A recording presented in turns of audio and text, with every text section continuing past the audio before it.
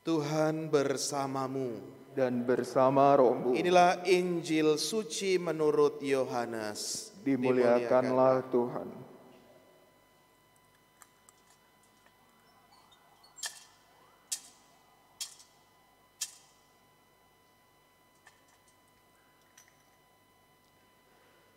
Dalam percakapannya dengan Nikodemus, Yesus berkata, "Begitu besar kasih Allah kepada dunia ini sehingga Dia telah mengaruniakan putranya yang tunggal, supaya setiap orang yang percaya kepadanya tidak binasa, melainkan memperoleh hidup yang kekal. Sebab Allah mengutus putranya ke dalam dunia bukan untuk menghakimi dunia, melainkan supaya dunia diselamatkan melalui Dia. Siapa saja yang percaya kepadanya, ia tidak akan dihukum. Siapa saja yang tidak percaya, ia telah berada di bawah hukuman, sebab ia tidak percaya dalam nama Putra Tunggal Allah." Demikianlah sabda Tuhan. Terpujilah Kristus.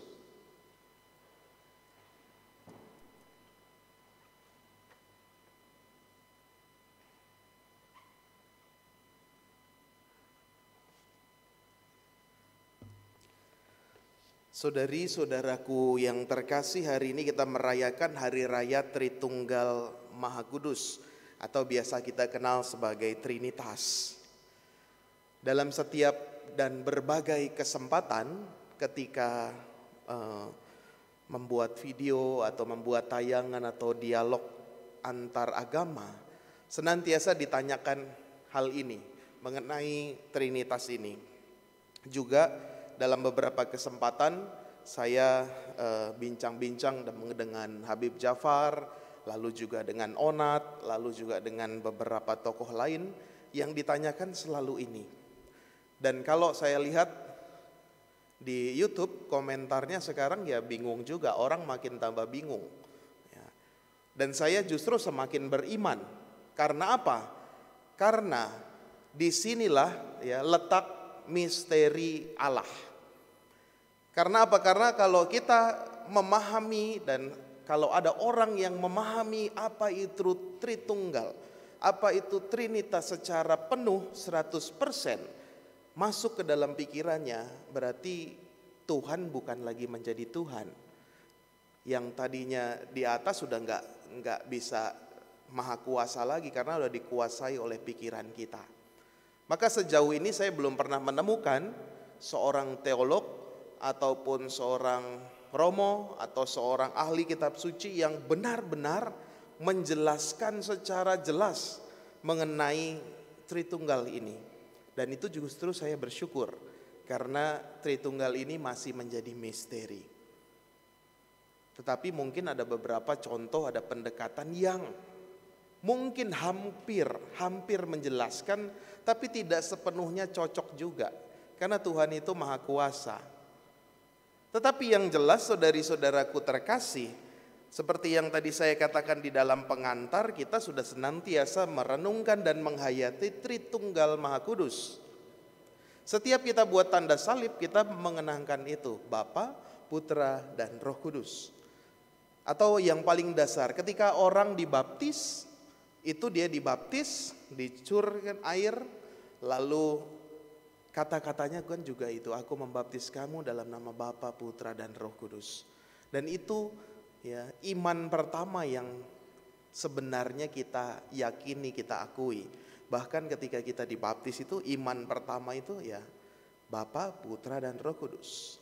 Tetapi masih menjadi misteri, banyak penjelasan yang bisa kita lihat, tetapi tidak pernah seluruhnya, tidak pernah 100% sungguh-sungguh menjelaskan. Tetapi ada banyak yang bisa kita ambil, kita renungkan. Kalau ada sebuah buku yang berjudul Healing and Recovery, karangan siapa saya lupa, David siapa gitu ya. Ada buku yang judulnya Healing and Recovery. Dia menceritakan tentang pentingnya kesadaran, ya, kesadaran manusia, awareness kita, dan itu sekarang menjadi nilai penting soal kesadaran.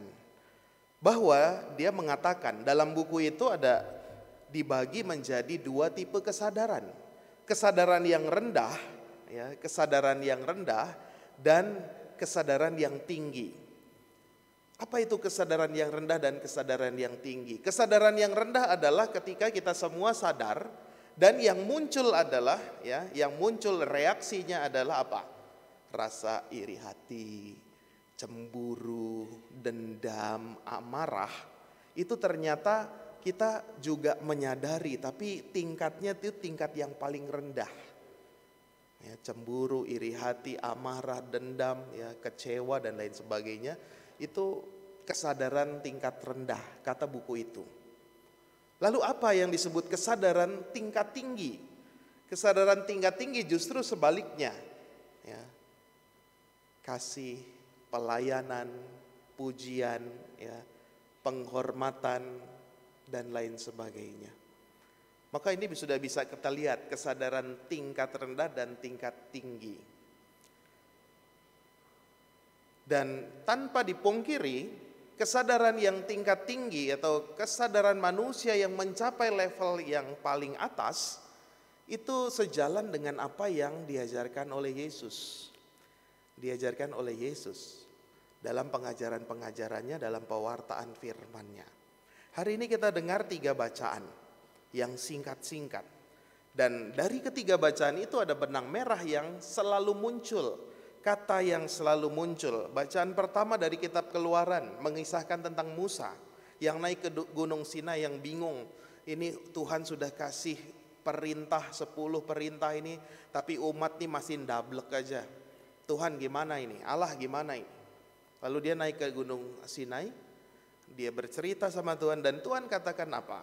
Tuhan adalah Allah yang penyayang dan pengasih. Penyayang dan pengasih. Kita simpan itu. Dalam bacaan yang kedua, diambil dari surat Paulus kepada jemaat di Korintus. Dikatakan di sana, ya, dia menasehati jemaat di Korintus karena banyak pertikaian, banyak adu pendapat. Lalu dia katakan apa? Maka Allah sumber kasih dan damai sejahtera. Maka Allah sumber kasih dan damai sejahtera. Tadi yang pertama, pada saat bercakap-cakap dengan Musa dia katakan Tuhan adalah penyayang dan pengasih. Paulus mengatakan Allah sumber kasih dan damai sejahtera.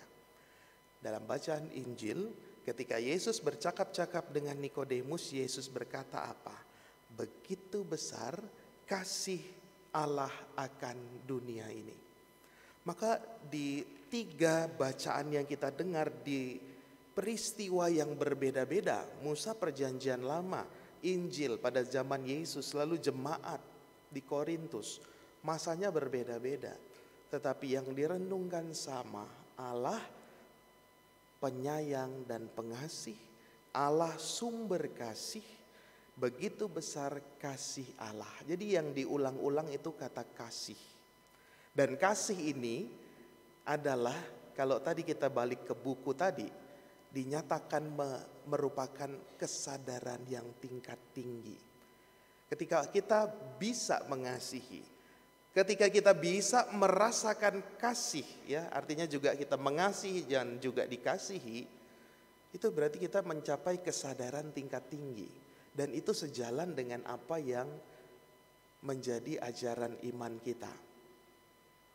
Mengapa kata kasih ini selalu diulang-ulang? Karena memang demikianlah. Ya.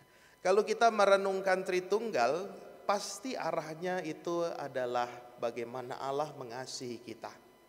Bagaimana Yesus mengasihi kita, bagaimana Roh Kudus mengasihi kita. Dan tandanya apa? Allah yang dulunya jauh, tidak bisa kelihatan, bahkan Musa harus naik ke Gunung Sinai untuk berjumpa dengan Allah. Dia menyatakan kasihnya, dia tetap menjaga bangsa Israel yang agak bandel-bandel ini. Walaupun udah ada 10 perintah Allah. Tapi bangsa Israel ya masih udah diselamatkan, udah dibebaskan, udah ada mukjizat di sana. Ya kok masih membandel. Tapi Tuhan Allah katakan, tenang. Tuhan itu pengasih dan penyayang. Walaupun kamu berdosa, kamu membelot, kamu enggak taat sama 10 perintah Allah itu, kamu tetap saya kasihi asal kamu bertobat, ikut ke jalanku, jadilah umatku, setialah. Yesus juga mengatakan demikian, begitu besar kasih Allah akan dunia ini. Dia mau menyatakan dirinya. Allah yang mengutus Yesus ya melalui Bunda Maria mempersembahkan, mengorbankan putranya yang tunggal di kayu salib untuk membalas hutang maut kita. Jadi kita sudah dilunasi hutangnya oleh Yesus ini, hutang maut. Maka itu juga ungkapan kasih yang paling besar. Kita ingat ada ayat yang berkata, tidak ada sahabat yang lebih mengasihi daripada dia yang memberikan nyawanya bagi sahabat-sahabatnya. Kasih lagi. Dan pada bacaan kedua, Rasul Paulus kepada jemaat di Korintus, dia akan katakan, Allah sumber kasih damai sejahtera akan menyertai kamu. Kita ingat peristiwa kemarin Pentakosta. Tuhan Allah akan menyertai kita sampai akhir zaman. Dan apa yang terjadi? Tuhan Allah dan Yesus mengirim Roh Kudus turun atas para rasul. Dan sampai hari ini kita rasakan kasih-Nya. Saudari-saudara terkasih, tidak bisa lagi dipungkiri bahwa Allah Tritunggal itu adalah kesadaran tertinggi dari manusia yang menyertai dengan kasih-Nya. Ya. Hidup kita itu senantiasa selalu disertai kasih Allah. Hidup kita mau bagaimanapun, Tuhan Allah kalau kita datang kepadanya, dia tetap terima. Dia tetap penyayang pengasih. Dia tetap damai sejahtera. Dia tetap mengasihi kita. Dia tetap menyertai kita sampai hari ini. Maka jangan takut, jangan ragu, dan dalam iman kita nggak usah bimbang ketika ditanya Tritunggal itu macam kayak apa. Tetapi kita bisa menyadari bahwa dengan Allah Tritunggal, Bapa, Putra, dan Roh Kudus menyatakan kasih-Nya buat kita sampai selama-lamanya. Saudari-saudara, yakin, kita percaya, kita beriman, dengan kasih itu juga kita senantiasa dikuatkan untuk berbagi, untuk mewujudkan kebaikan kepada sesama kita. Hari ini, di sini, dan kepada siapapun. Semoga Roh yang senantiasa menyertai kita sampai hari ini juga menguatkan kita dalam kasih kita di tengah keluarga, bersama pasangan suami istri, dengan anak-anak, dengan orang tua, dengan keluarga besar, dengan sahabat, dengan teman sekerja, dengan siapapun. Dalam kasih Tuhan kita merasakan sukacita. Kita hening sejenak, kita bersyukur kepada Tuhan boleh merasakan kasih-Nya.